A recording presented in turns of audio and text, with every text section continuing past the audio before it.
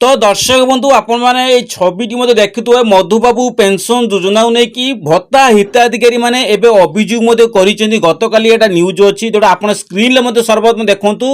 एने कि अभियोग पत्र कौन थिला कहीं भत्ता हिताधिकारी एवं भी अनेक बस भत्ता मिल केबे जोटा एबे डायरेक्ट मंत्री सहित भेट कर कहर कथा हूँ जो पेंशन हिताधिकारी वृद्धा वृद्धि मैंने जो मैंने विकलांग विधवा माँ मैंने अच्छा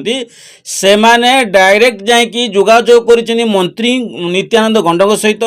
कहते आम मानू एने की प्रतिश्रुति जो दि जाता एने कि 3000 टंका कहीं मिलूनी जोटा आप आवेदन पत्र देखिपे आवेदन पत्र मंत्री हाथ में देती जोटा चिठी आकार सरकार को लेटर आकार कौन कर सरकार को आवेदन कर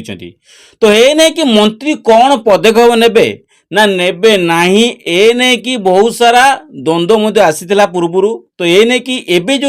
मंत्री को डायरेक्ट भेटी जो ग्रामवासी माने जाइथिले बा जो माँ माने जाइथिले जो माने वृद्धा वृद्धि माने जाइथिले से माने जो मंत्री को अपडेट देइचंती सेटा केते दूर कार्यकारी हबो काइना देखंतु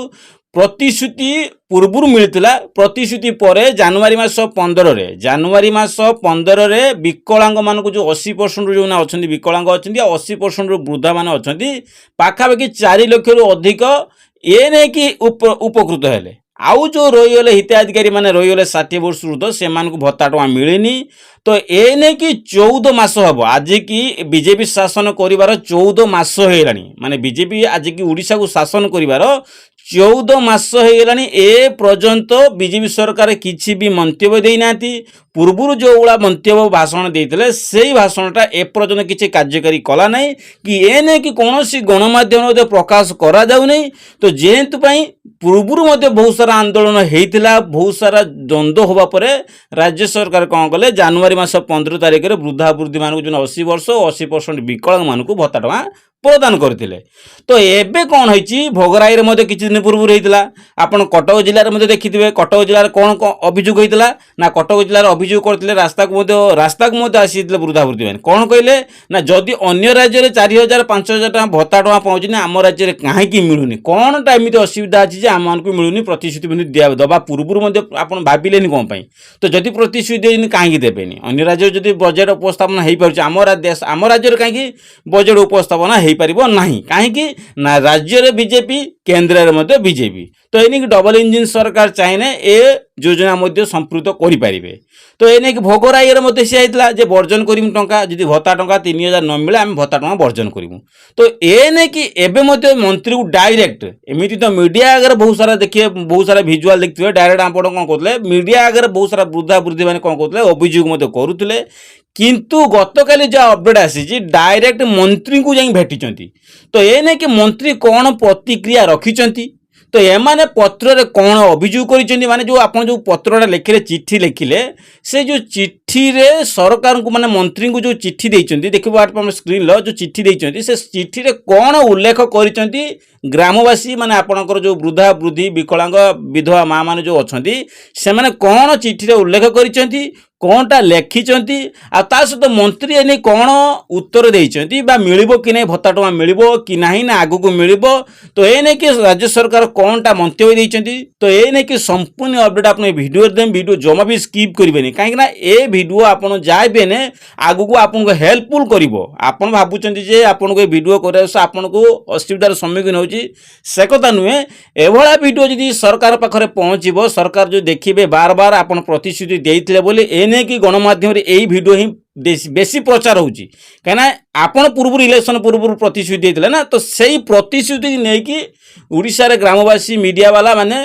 आक्षेप करुँचे जे सरकार ए नहीं कि किसी तत्पर हूँ ए नहीं कि मधुबाबू पेंशन योजना भत्ता टଙ୍କା वृद्धि करूँ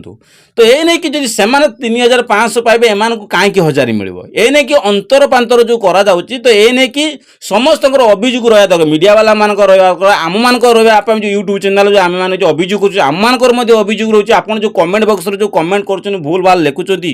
तो यहाँ आपण क्षति हो पाए आम जो भिडियो करुचु आपण लड़ुचु आपण अभियोग करुचु तो आपण एतिक रिक्वेस्ट करी आपड़ जदि आपण एत परिश्रम मुझे तो आपण कमेंट बॉक्स रे दयाकोरी कहूँ जय जगन्नाथ लिखे जी भी आसुच्ची दयाकोरी सबू भाई भौणी जो मैंने माँ मैंने आसुच्चंदी जो मैंने विधवा माँ मैंने जो मैंने विकलांग जो मैंने देखुं भिडियो भिडियो देखुं जो मैंने शारीरिक भिन्न जो मैंने भत्ता हिताधिकारी मैंने अच्छा संपृक्त अच्छा दयाकोरी कहूँ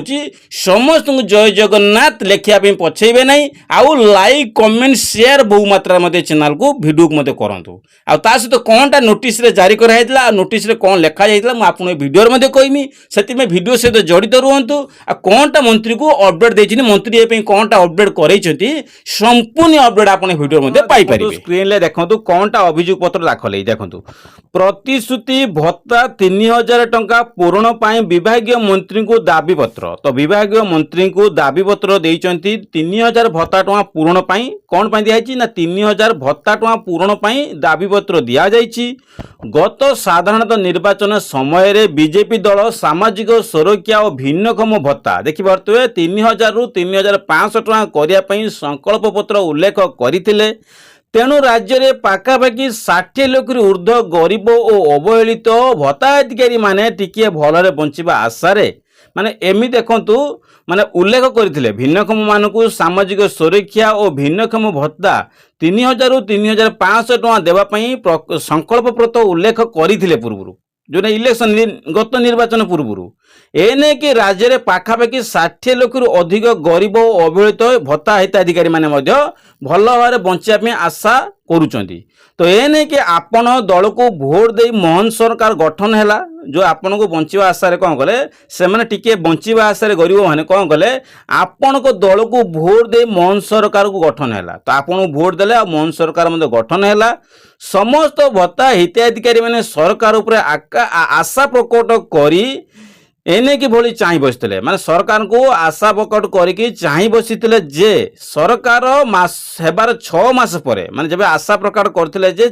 चाह बसी रही सरकार केबे एने कि भत्ता मानक पई कोन करे योजनाटा आरंभ करिवे जेउतरे 6 मास किंतु सरकार हेबार 6 मास पर केवल 80 वर्ष मानक एटा जो कह जाऊँगी माने आपण जोरा पढ़ुचंती यहीटा ही पत्र रे लिखा हैला आपण देखि एई जो लेखाटा पत्र रे लिखा जाईची जे 80 वर्ष ऊर्ध्व जो आपण जो मंत्री जो चिट्ठी लिखले एई चिट्ठीटा ही लिखा हैला कोन लिखा हैला ना 80 वर्ष ऊर्ध्व बुढ़ा बुढ़ी मानकू 80 वर्ष ऊर्ध्व विकलांग मानकू 3500 टका घोषणा करले राज्य केवल 4,17,000 हिताधिकारी गत जनवरी मास 15 तारिख रु लाभवान हेले केते लाभवान होइछ जनवरी मास 15 तारिख जो 3500 टका पाइचंती 4,17,000 हिताधिकारी जनवरी मास 15 रु से माने ही 3,500 टका लाभ पाइले तो आउ जो हिताधिकारी लक्ष लक्ष हिताधिकारी रहिले 60 वर्ष ऊर्ध्व से माने किपरि वंचित रहिले कहना सरकार प्रतिश्रुति देथिला ना एमाने भी इलेक्शन पूर्व वोट देथिले बीजेपी सरकार वोट देथिले एमाने मध्ये 60 वर्ष 65 वर्ष 70 वर्ष मध्ये कहबार कथा से माने मध्ये वोट इलेक्शन रे वोट देथिले तो एमाने कि सेमान को पई काहे कि कार्यकरी हला हम मानक पई कार्यकरी करा हला नाही किंतु राज्य में बाकी पाउतवा 60 वर्ष ऊर्ध्व बुढ़ा बुढ़ी विधवा अवहेलित 40 वर्ष ऊर्ध्व विकलांग पाखापाखि 56 लाख हिताधिकारी 14 मास है 3000 भत्ता को चाह बस केते लक्ष आउर हिताधिकारी अच्छा जो 60 वर्ष ऊर्ध्व 80 वर्ष कम 56 लाख हिताधिकारी एवं अच्छा जोटा 14 मास बीजेपी सरकार शासन कर 14 मास हो गलानी एने कि भत्ता 3000 को चाह बस बहुत सारा यही विधवा माँ मैंने विकलांग शारीरिक भिन्न वृद्धा वृद्धि मैंने तो आज मुई कौन आज कलाहांडी फर कलाहांडी संगठन रे एक लक्ष्मी नारायण पंडा नेतृत्व में भवानीपाटना स्थित मार्किसा हाउस सामाजिक सुरक्षा भिन्नक्षम सशक्तिकरण मंत्री नित्यानंद गंड देखो नित्यानंद गंड को कौन भेटी एने कि महोदय भेटी 4 दफा दाबी प्रदान करथिले प्रतिश्रुति 3000 भत्ता घोषणा करिए बोली लक्ष्मीनारायण पंडान प्रश्न करिबारु मंत्री महोदय संतोषजनक उत्तर न रखी आगामी दिन राजस्व आगामी मंत्री एथमे किछि पत्र रे किछि भी उल्लेख कले नहीं राजस्व को देखी विचार करिए बोली कहिले एने कि किमिति एमाने तो मंत्री को माने उत्तर कले मंत्री किछि भी न कहि कि ଖାଲି ପ୍ରଶ୍ନ କଲେ ଯେ ରାଜସ୍ୱ ଦେଖିବେ, ରାଜ୍ୟର ରାଜସ୍ୱକୁ ଦେଖିକି ବିଚାର କରିବେ ବୋଲି କହିଥିଲେ। ମାନେ ଓଡ଼ିଶାର ମାନେ ଭବିଷ୍ୟତ, ଓଡ଼ିଶାର ଯେଉଁ ମାନେ ଯେଉଁ ଅଛି ବଜେଟକୁ ନେଇକି ଆଗାମୀ ଦିନରେ ଓଡ଼ିଶାର ବଜେଟକୁ ନେଇକି ତ ଏ ନେଇକି ବିଚାର କରାଯିବ ପାଇବ କି ନାହିଁ ଏକଥା କହିଲେ, କିନ୍ତୁ ମିଳିବ ନାହିଁ ବୋଲି କହିନାହାନ୍ତି। କିନ୍ତୁ ରାଜସ୍ୱକୁ ହିସାବ କଲେ ଯଦି ରାଜସ୍ୱରେ ପଇସା ଥିବ ତାହେଲେ ମିଳିବ ଏକଥା ସେ ସରକାର ମଧ୍ୟ କହିଛନ୍ତି। ଯଦି ସରକାର ପଶ୍ଚିମ ଓଡ଼ିଶାର ଗଣପର୍ବ ନୂଆଖାଇ ପୂର୍ବରୁ ଘୋଷଣା ନ କରନ୍ତି ତାହେଲେ ସଂଗଠନ ହିତାଧିକାରୀ ରାଜରାସ୍ତାକୁ ଓହ୍ଲାଇବେ। ତ ଯଦି ଏଠି ନେଇକି ସେ ଯେଉଁ ଚିଠିରେ ଉଲ୍ଲେଖ କରା ଯଦି ପଶ୍ଚିମ ଓଡ଼ିଶାର ଗଣପର୍ବ ପୂର୍ବରୁ ଯଦି ଘୋଷଣା ନ କରନ୍ତି ସରକାରଙ୍କୁ କହିଲେ ବି